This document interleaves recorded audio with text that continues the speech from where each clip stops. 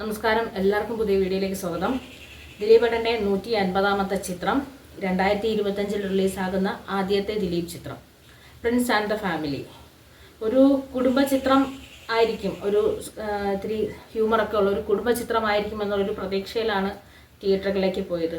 പക്ഷേ അപ്ഡേറ്റഡ് ആയ ഒരു സ്റ്റോറി, ഇന്നത്തെ കാലം അതിനെ അതുപോലെ എടുത്തു കാണിച്ചിരിക്കുന്ന ഒരു സിനിമ, അതാണ് പ്രിൻസ് ആൻഡ് ദ ഫാമിലി. ഇതിലെ പ്രിൻസ് ജിൻസും പ്രിൻസിൻ്റെ ഫാമിലിയും സുഹൃത്തുക്കളും ആ സാഹചര്യങ്ങളും ഒക്കെ ഇപ്പോഴത്തെ നമ്മൾ ഈ ലോകം ഇന്ന് എങ്ങനെ പോകുന്നു എന്നുള്ളതിൻ്റെ കറക്റ്റ് ഒരു ചിത്രമാണ്.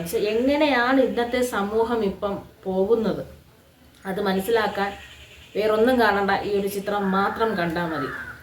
എല്ലാവരും പറയും ദിലീപ് ചിത്രങ്ങൾക്ക് അപ്ഡേറ്റഡ് അല്ല, ഔട്ട്ഡേറ്റഡ് ആയ സ്ക്രിപ്റ്റുകളും കൊണ്ടാണ് വരുന്നത്, കൊള്ളില്ല എന്ന്. പക്ഷേ അങ്ങനെ പറഞ്ഞവർക്ക് ഈ 150ാമത്തെ ചിത്രമായിട്ട് ഇറങ്ങിയ പ്രിൻസ് ആൻഡ് ദ ഫാമിലി നിങ്ങൾ തിയേറ്ററിൽ പോയി കാണണം, കണ്ടിട്ട് മനസ്സിലാക്കണം അദ്ദേഹം അപ്ഡേറ്റഡ് ആയോ ഇല്ലേ എന്നുള്ളത്. ഈ ചിത്രം തുടക്കം മുതൽ ലാസ്റ്റ് വരെ നമ്മൾ എത്തുമ്പോൾ അങ്ങനെ ഫസ്റ്റ് ഹാഫ് സെക്കൻഡ് ഹാഫ് എന്ന് പറഞ്ഞ് തിരിക്കാനൊന്നും പറ്റത്തില്ല, അങ്ങനത്തെ ഡീവിയേഷൻസ് ഒന്നുമില്ല.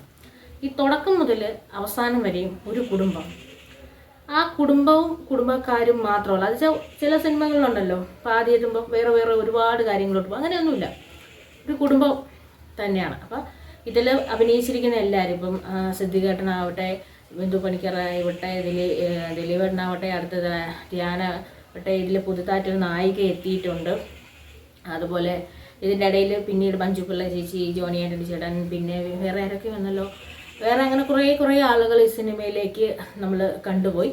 ഇവരെല്ലാവർക്കും തന്നെ എല്ലാവരും അത്രയ്ക്കും ഗംഭീരമായിട്ട് പെർഫോം ചെയ്തിട്ടുണ്ട്. ചിത്രത്തിൻ്റെ കഥ പറയുന്നത് ഒരു ശരിയായ രീതിയല്ല, അത് പറയാൻ പാടില്ല. ഇന്നലെ ഒരു ഇൻ്റർവ്യൂവിൽ ഞാൻ കണ്ടു, ഇപ്പോഴൊക്കെ ഒരു ചിത്രം 100 ദിവസം ഓടുമോ എന്നുള്ളത്. ഈ ചിത്രം വേണമെങ്കിൽ 150 ദിവസമൊക്കെ ഓടാം, കാരണം ഓടാനുള്ള കണ്ടൻറ്റ് അതിനകത്തുണ്ട്. കണ്ടൻറ്റ് സമൂഹം മൊത്തം ഒരു കണ്ടൻറ്റ് ആകുമ്പോൾ വിൽപ്പനയ്ക്ക് വെച്ചിരിക്കുന്ന കണ്ടൻറ്റുകൾ എല്ലാം ഇപ്പം വിൽപ്പനയ്ക്കാണ്. എന്തും, മരണമായാലും ജനനമായാലും കല്യാണമായാലും പ്രസവമായാലും ജീവിതത്തിലെ കുടുംബ പ്രശ്നങ്ങൾ, സഹോദരങ്ങൾ തമ്മിലുള്ള പ്രശ്നങ്ങളായാലും, പിന്നെ അച്ഛനും അമ്മയും തമ്മിലുള്ള പ്രശ്നമായാലും, ഭാര്യ ഭർത്താവും തമ്മിലുള്ള പ്രശ്നമായാലും, എന്ത് പ്രശ്നമായാലും അവിടെ ഒരു കണ്ടന്റ് ആക്കാൻ പറ്റും, അത് വിൽക്കാൻ പറ്റും. അങ്ങനെ എന്ത് കണ്ടന്റും വിറ്റ് ജീവിക്കുന്ന അത്തരത്തിൽ നമ്മൾ മാറി എന്നുള്ളതിൻ്റെ അതെന്തെല്ലാം പ്രശ്നങ്ങൾ അതിനെ ഉണ്ടാക്കുന്നു എന്നെല്ലാം പറയുന്ന ഒരു ഗംഭീരമായ ഒരു സിനിമ. ഇത് ഒരു കുടുംബത്തിൽ ചിത്രമായതുകൊണ്ട് ഫാമിലി കോമഡി ത്രില്ലിംഗ് ആയ ഒരു സിനിമ, അതാണ് പ്രിൻസ് ആൻഡ് ഫാമിലി എന്ന് പറഞ്ഞത്. പിന്നെ ഇതിലെല്ലാവരും ചോദിച്ചു ദിലീപേട്ടൻ്റെ തിരിച്ചു വരവാണോ തിരിച്ചുവരാൻ. ദിലീപേട്ടൻ ഒട്ടും പോയിട്ടില്ലല്ലോ. ദിലീപ് കഴിഞ്ഞ വർഷവും പവിക്ക് ഉണ്ടായിരുന്നു, വോയിസ് ഓഫ് സത്യനാരായണൻ ഉണ്ടായിരുന്നു, അതിനുമ്പോൾ കേശു വീട്ടിൻ്റെ നാഥൻ ഉണ്ടായിരുന്നു. അങ്ങനെ ബാക്കിലോട്ട് ചിത്രങ്ങളുടെ എണ്ണം കുറഞ്ഞെങ്കിലും എല്ലാ വർഷവും ചിത്രങ്ങളൊക്കെ ഉണ്ടായിരുന്നല്ലോ. ദിലീപേട്ടൻ ഒട്ടും പോയിട്ടില്ല. അങ്ങനെ ദിലീപേട്ടന് തിരിച്ചു വരേണ്ട ആവശ്യമില്ല, അദ്ദേഹത്തിൻ്റെ സ്ഥാനം ഇവിടെ തന്നെ ഉണ്ട്. അതായത് ജനപ്രിയനായതുകൊണ്ട് തന്നെ ഞാൻ പറഞ്ഞിരുന്നു, അദ്ദേഹത്തിൻ്റെ സ്ഥാനം ആരും കൊണ്ടുപോവില്ല, ഇവിടെ തന്നെയുണ്ട്. അപ്പോൾ ദിലീപേട്ടൻ തിരിച്ചു വരണമെന്നില്ല. ദിലീപേട്ടൻ്റെ പുതിയൊരു ചിത്രം, നല്ലൊരു ചിത്രം, വിജയ ചിത്രം. ധ്യാൻ ശ്രീനിവാസന് ഈ സിനിമയിലുണ്ട്. അപ്പോൾ എല്ലാവരെയും കാണുമ്പോൾ നമുക്ക് ഇതിൽ ദിലീപേട്ടൻ്റെ സിനിമകളിൽ സ്ഥിരമുള്ളതുപോലെ ക്യാരക്ടറുകളെ പേരുകൾ നമ്മൾ പഠിക്കും, ഡയലോഗുകൾ പഠിക്കും. പക്ഷെ ആളുകൾ അഭിനയിച്ചിരിക്കുന്നവരെയൊക്കെ നമ്മൾ മറന്നു. അതുപോലെ തന്നെ പ്രിൻസിനെയാണ് നമുക്കിതിൽ കാണാൻ പറ്റുന്നത്. അതുപോലെ ഇതിൽ വന്ന ഓരോരുത്തരെയും അവരുടെ ക്യാരക്ടറുകൾ തന്നെയാണ് നമുക്ക് ഓർമ്മ വരുന്നത്, ഓരോരോ ഡയലോഗുകളും തന്നെയാണ് ഓർമ്മ വരുന്നത്.